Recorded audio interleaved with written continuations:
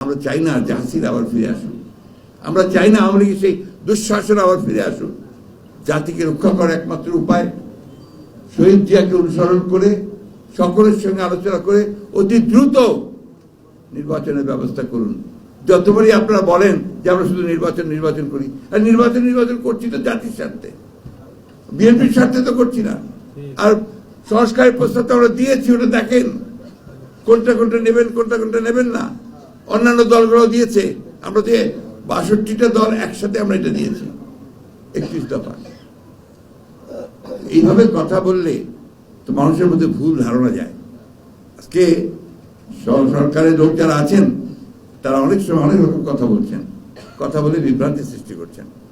Focus একটাকে করুন, সেই ফোকাসটা হচ্ছে ইলেকশন কমিশনকে ঠিক করে, প্রশাসনকে ঠিক করে, বিচার ব্যবস্থাকে ঠিক করে নির্বাচনের দিকে যান।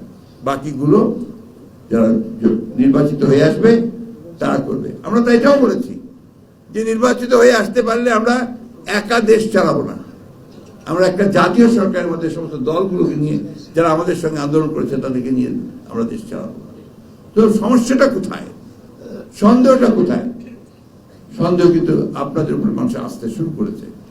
কালকে আমি দেখলাম এক টক শোতে এমন ভাবে কথা বলা হচ্ছে যে তারা এখন মন্ত্রী শুরু করে দিয়েছেন যে এখানে আপনার ভিন্ন দিকে যাচ্ছে।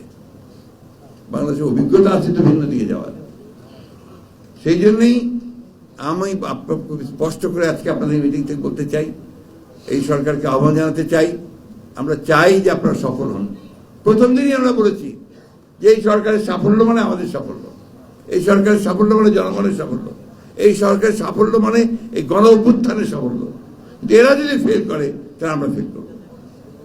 আমরা চাই না যে হাসিনা আবার ফিরে আসুন, আমরা চাই না আওয়ামী লীগের সেই দুঃশাসন আবার ফিরে আসুন।